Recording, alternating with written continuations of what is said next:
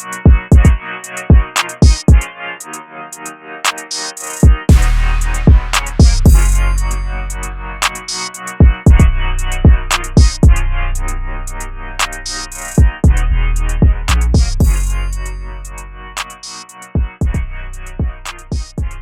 everyone, today we are going to do a little bit of a different Where Larry episode.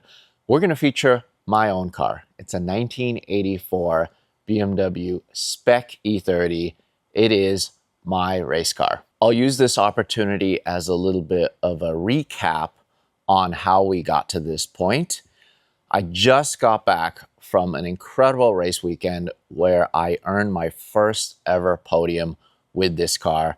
So I'm still on a high right now. I'm still so excited. I'm so glad that I was able to accomplish one of my goals when I first got into wheel-to-wheel racing. This all started a little over a year ago when I made the promise to myself that I would get into racing because it's always been a dream of mine and I really wanted to do it for my own life fulfillment. I went to NASDAQ competition school, I earned my license, and since then, I've been taking as many green flags as possible, taking as many open seats, as well as purchasing my own race car. We have a whole YouTube series following this journey of this car up until this point, but I just wanted to give you guys a little bit of recap. At one point, there was a crossroads where I could have chose to go with a Spec Miata or this, which is a Spec E30. And I was choosing between the two because they were the most affordable ways to get into wheel-to-wheel racing at the time. Both of them had really good options. The Spec E30 field is a lot bigger in Southern California, and the Spec Miata field is a lot bigger in Northern California. So since I race both in North and South, I was considering maybe going Spec Miata. I always thought that the BMW E30 chassis spoke to me a little more, especially because I love DTM racing. I just love the very iconic liveries from DTM way back when in the 80s and in the early 90s. There's so many iconic liveries and you see so many inspiration builds in the BMW community and throughout the car community that just came from DTM racing. And because I am a photographer and I've been capturing this culture for so many years, everything that I do now is so visual and it's so story-based. While it would have been just fine and a lot of fun for me to race Spec Miata, I just feel like going with the BMW E30 would be so much more interesting, especially because I can do something that was inspired by DTM. We purchased the car. It had quite a few issues, and we really worked hard to work through those issues for many, many months. I still raced the car, and at the same time, I was learning so much every time I got behind the wheel. I always had the thought in the back of my mind to do something DTM inspired for the theme and for the livery of this car. And it just so happened to work out in that I've been working with my friends from 7-Eleven for 2 years now. We've launched 2 Car of the Year campaigns for them, and we've done so many incredible shoots all over the world, 7-Eleven related. So I figured, why not just shoot our shot and see if 7-Eleven would be interested in supporting my racing efforts. I reached out to them and I told them, look, this is my idea.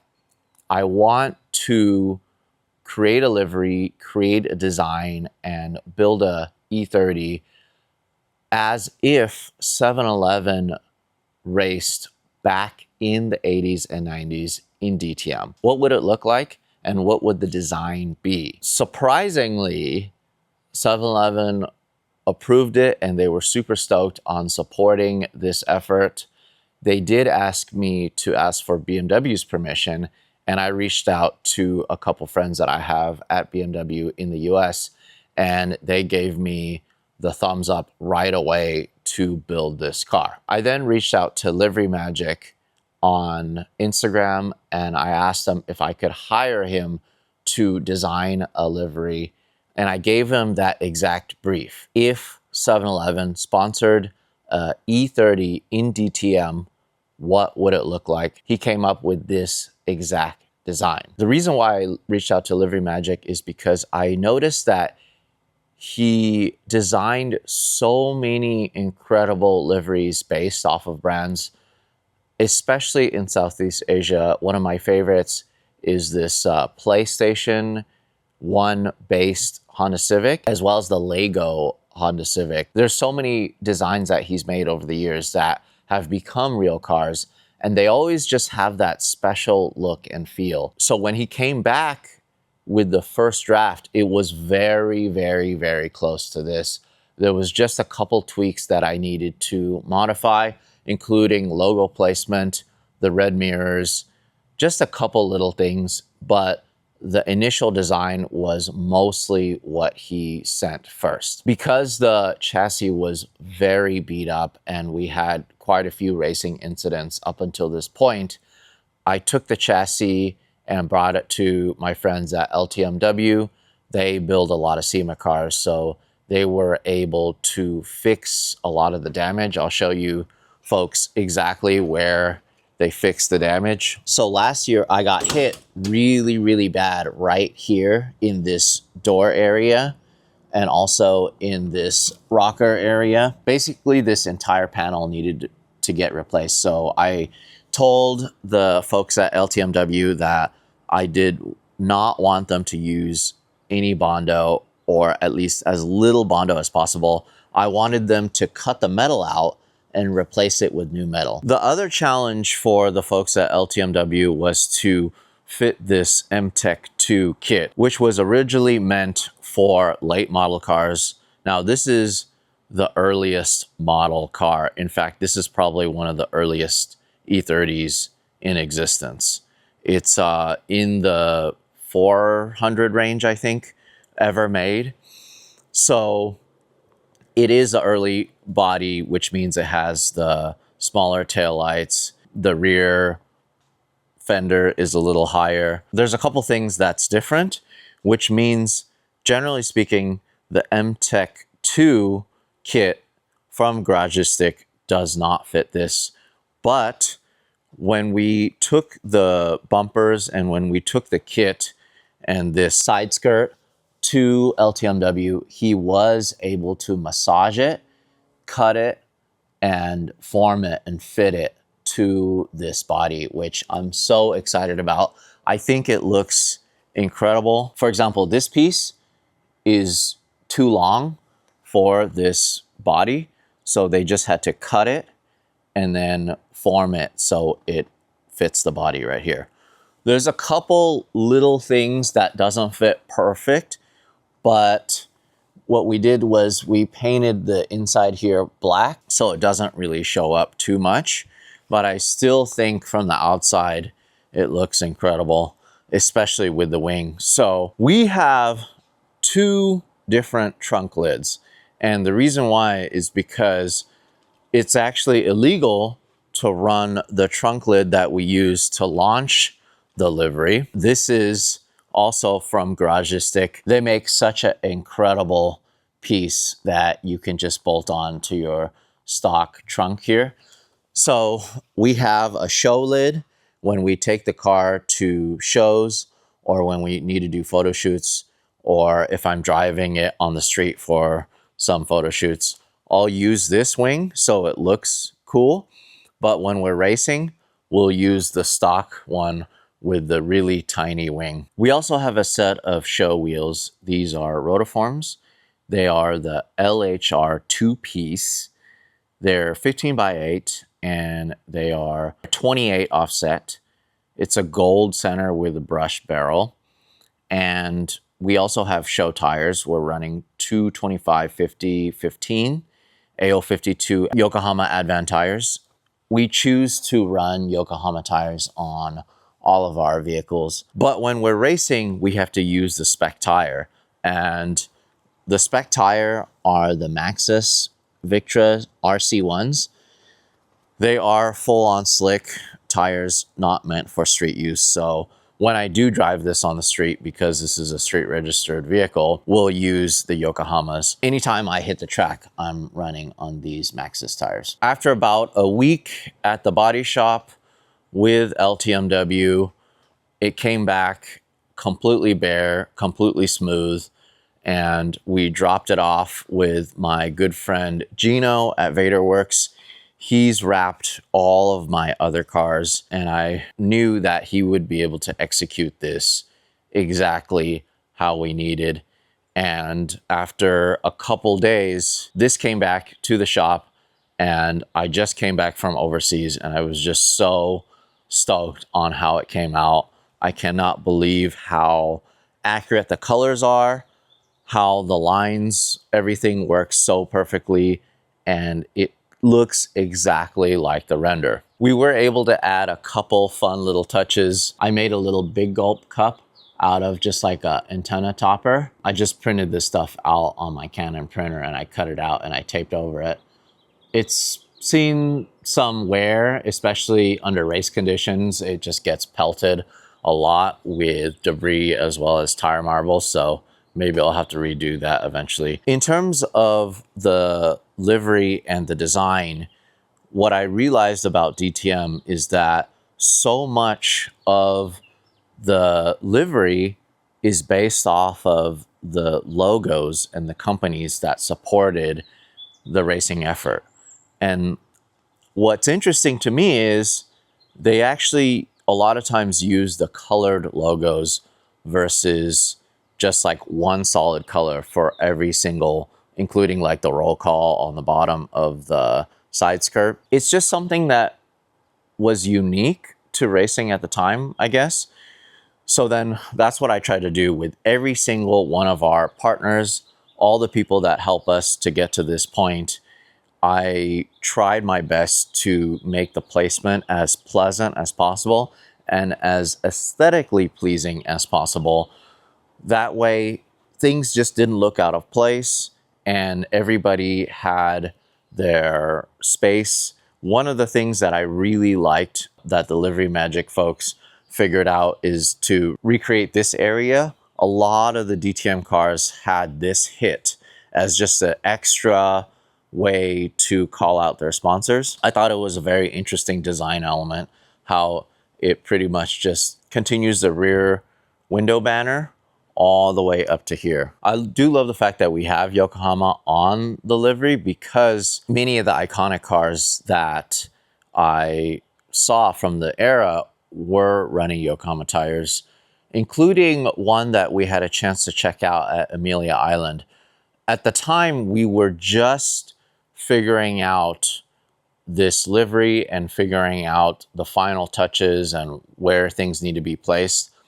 I spent quite a bit of time walking around the BMW DTM car at Amelia Island on the lawn. BMW Classic brought the car out, and I just really took so much inspiration from it. Every little bit in terms of decal placement, in terms of spacing, all of that went into consideration when doing the final design. It was such a scramble to get everything together for the shoot. I know I wanted to make a splash, and what better way to make a splash than drive the 7-Eleven liveried car to 7-Eleven. We started our shoot at the Queen Mary, one of my favorite locations. The location's so beautiful, and I knew that there was a 7-Eleven close by where we could get some really nice shots.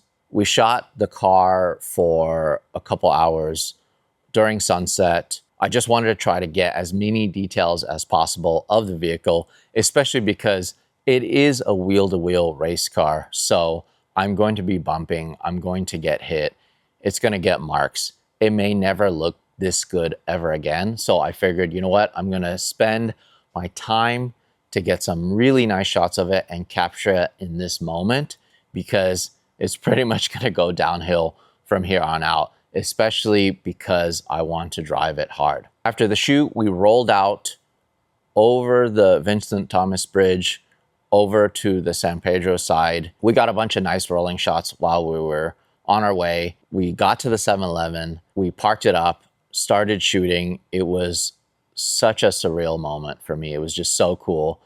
Going in, getting snacks, getting drinks, enjoying the moment. It was one of those times where I was like, pinch me, I must be dreaming. We did park the car in a way where we could see the big sign. And in order to get the correct angle with that, we had to shoot it from the street. It was such a tight timeline. Overnight, I edited the pictures, and in the morning at Luftgekühlt Air and Water, I posted the initial batch on my Instagram to launch the delivery. And I'm just so happy that it was very well received by the community. It just made me so happy, and my heart was just so full from all the support from everyone in terms of supporting our racing efforts and supporting our building efforts. I really, really wish we were rolling around this time, because something happened to me that I honestly never, ever would have thought. Tyler and I were walking to get our shot. Tyler already crossed the street. He was standing in the middle, in the left turn lane, because there were no cars coming. What he didn't notice was that 2 police cars, I think they were the Los Angeles Port Police, they just made a right, and here he is standing in the left turn lane, middle of traffic. I was still on the sidewalk, and I looked over and I was like, uh-oh, they're gonna yell at Tyler. The cop pulled up right next to Tyler, and instead of yelling at him, he literally pointed at me and he asked, "Hey, is that Larry Chen?" Tyler, like wide-eyed, looked at me and he's like, "Yeah, go say what's up. Go say hi." Him and his partner look over as I'm standing on the sidewalk with all my cameras. I had 3 cameras on me. And the guy yells, "Hey, I watched your channel. Cool car. Be safe." And both of them just speed off. And Tyler and I look at each other and we're just like, did that just happen? Oh my goodness. That was crazy. I really wish we were rolling for that moment, but you know, it makes for a good story. It was then such a mad dash for us to prepare this vehicle for the first race. Now that it looked the part, I really wanted it to perform the part as well. I reached out to my buddy, Jarek, from JMP. He also races Spec E30, but he has a BMW tuning shop, and one of his specialties is to build these Spec E30 engines that make the maximum allowable horsepower, which is 160 horsepower and 160 foot-pounds of torque. I already had it in my mind to get an engine from him, especially because our engine was pretty trashed when we purchased the vehicle. It blew a head gasket right away, and we dynoed it, and it was making 13 horsepower less than what was allowed.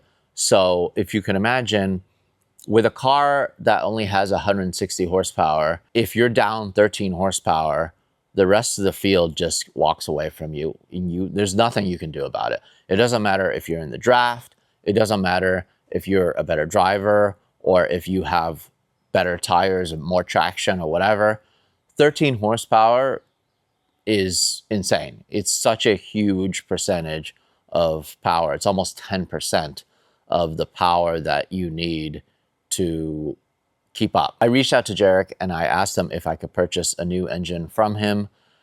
He didn't have one laying around, but he had enough parts around to put something together, and he did it so quick, just in a couple of days, because we had such a time crunch to make this race. He put it together. We went to pick it up, swapped it out here in the shop, and then he told us not to run it. He told us not to break it in. He told us also to swap all of our accessories, our intake, everything from our engine onto the new engine.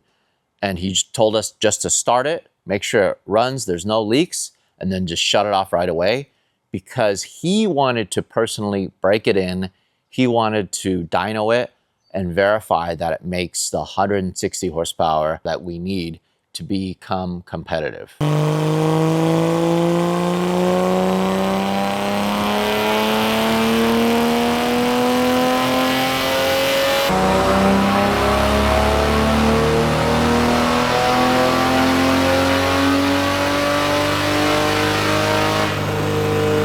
Over the course of the day, they ran it quite a bit to break it in, make sure everything was running fine. And we verified that it makes about 160 to 163 horsepower, depending on the run. The reason why it makes a little more power than we need is because, especially when we're racing at elevation, for example, at Willow Springs, it's 2,500 feet elevation.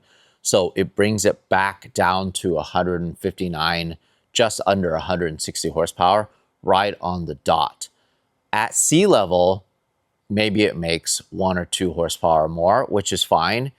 If we do take it to a racetrack that is at sea level and it makes too much power, what we can do is we could just put a couple pieces of tape over the intake to bring that horsepower level down right on the money. That's actually very easy to do because all of the NASA races have a dyno on site. So before the race weekend even starts, we can run the car, get our dyno numbers, and verify if it's too high, then we can put more tape on it.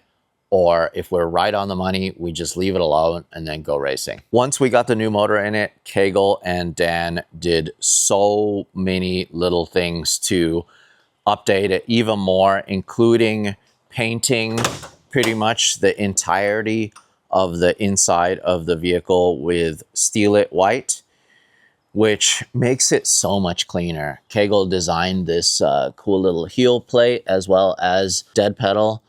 The car never came with a dead pedal, and it really helps me as a driver just to focus and put my foot on there and brace myself while I'm in the corners. We hit up our friends from NRG, and they make these roll cage padding that's really high quality, and it is legal for NASA. So we reached out to them and we replaced all of the really nasty and ugly roll cage padding that we had in here. We were able to change the battery to an anti-gravity unit, which I'm really excited about because we saved a lot of weight in this corner, which allows us to place weight where we need. This car is an early model car, so it is very light, but that also means that we can put the weight low, and most of the weights that we have in our car, we're able to offset all of my weight by having the weights under the passenger seat. Most of the Spec E30s I noticed do not have a passenger seat, but I really like to give rides and I really like having instructors give me instruction. So it's important to see what the vehicle is capable of as I'm still learning how to race. And it's really nice to have another Sparco seat here. That pretty much brings you folks up to speed on this BMW Spec E30 project with my friends from 7-Eleven. I hope this inspires you folks to take your car to the racetrack, enjoy high performance driving. You don't need to do any wheel-to-wheel racing. If you want to come and join us out at a NASA event, even if you've never driven on the car ever, not even one lap, bring it out, join HPDE 1. There's 1, 2, 3, and 4 different levels. 1 means that you get an instructor, you get classroom time. You don't get to pass on track, but they're just teaching you how to drive your car, or you're learning etiquette, safety, so much about driving on a racetrack. And as you progress, you go up to 2, then you go up to 3, which means you can pass. And then you go up to 4, which means anything goes, you can pass anywhere you want. At that point, you should be pretty much ready to do time trial or maybe go get your wheel-to-wheel license like I did. Thank you guys so much for watching. If you like what you see, please subscribe. We would love to get to 1 million subscribers. I'll see you guys in the next video.